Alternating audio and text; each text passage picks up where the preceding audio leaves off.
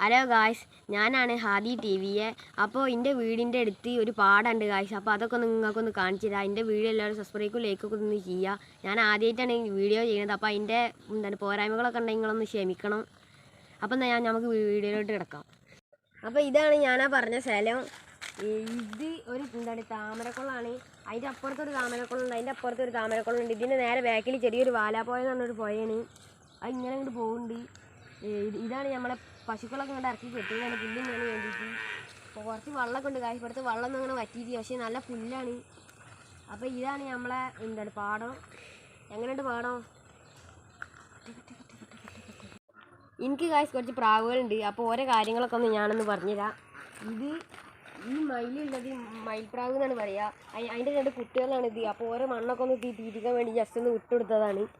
അപ്പോൾ അതിൻ്റെ ഒരു പെണ്ണാണത്. ഈ മയിലാണും അത് പെണ്ണുമാണ്. അപ്പോൾ അതിൻ്റെ ആണ്ടുകൊണ്ടൊരു പ്രാവ് കൂടുകൾ. അപ്പോൾ അതൊക്കെ ഒന്ന് നമുക്ക് കാണാം.